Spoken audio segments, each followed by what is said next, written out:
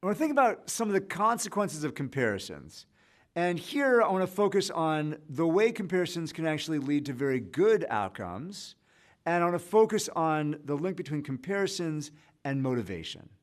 So here's one of the things that can be very good and constructive about comparisons. And I'll start off with a story about a Duke-Michigan game. Duke was down by 1 point at halftime.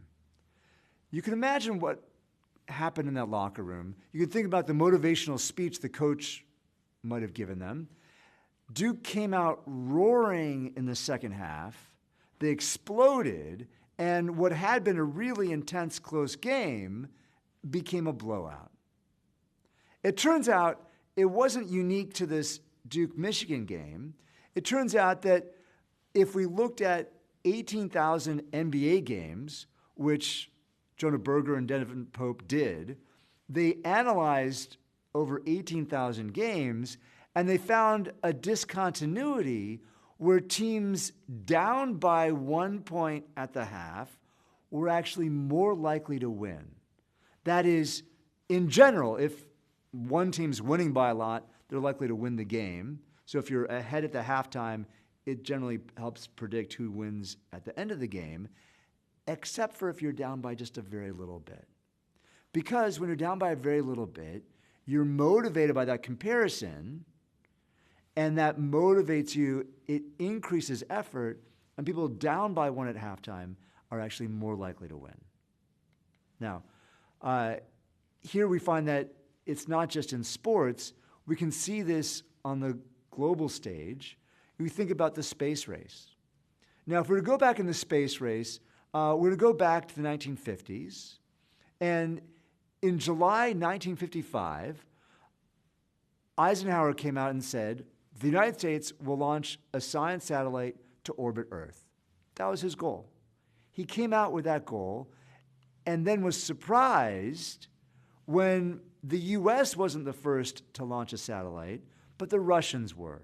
We were in a space race with the Russians, and Russians launched Sputnik, and that Sputnik crisis has actually carried forward for decades.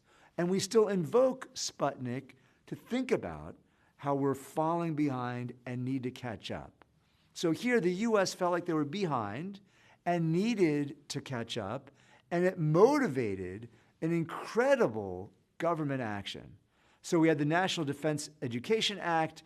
It led to scholarships, NARPA, NASA. We invested an incredible amount of money. The NASA budget alone took off. You see this budget growing incredibly, where at the time it was $6 billion. Today, that would be $32 billion. So in the 1960s, we were spending a huge fraction of the national budget just on the space budget.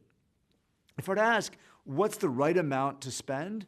It's hard to tell, but we knew that we were falling behind, and in that comparison, by comparison, we were down relative to the Russians. They had launched Sputnik to orbit Earth before we did, and that motivated us because of that comparison. And it challenged us and motivated us to accomplish great things. So we can think about, if we were to recast this, one small step for man, but it turns out to be one giant leap, not just for mankind, but for America over the Soviets. Now, social comparisons matter in a lot of cases, but no more so than in rivals. Rivals are special comparisons. Rivals are people with whom we have an extra psychological rivalry. We get a benefit from beating a rival in a way we don't with anybody else. And in fact, Gavin Keldoff has studied rivals in running races, analyzed lots and lots of rivalries, and found that runners run faster when they have a rival in that race. So if you're racing against a close rival, you're likely to get a better time. It's not just runners. We find this in many different contexts. And here, for those of you that are big basketball fans, you'll remember the Larry Bird, Magic Johnson rivalry. And here, Larry Bird said, the first thing I would do every morning was look at the box scores to see what Magic did. I didn't care about anything else. This is intense focus on a rival.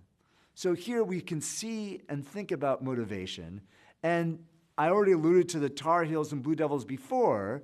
These are rivals that are in close proximity to each other. Both of them have won national championships.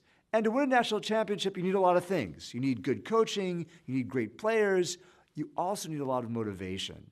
And what you see is here in 92, Duke wins. 93, UNC wins. Now, that would be remarkable if it happened once, but then you see the reverse happening. In 2009, UNC wins, and then Duke wins the following year. So here we can see rivals motivated, highly motivated by each other. Now, it happens in all kinds of relationships. If you look at sisters, a study of sisters where one's in the labor force and one stays at home, one of the things that drives whether or not one of these women works outside the home is how much their husbands make. And we find that if the husband earns less than the sister's husband, that household income seems like it's not enough, and that woman is motivated to work outside the home. Interestingly, it's not the absolute amount of money that matters, it's the relative amount that really matters. So here's the broad idea. That is, comparisons can motivate us, and in many cases it can be very constructive motivation, but we need to think about it in check. That is, not all that motivation is good, and we'll think about some of that next.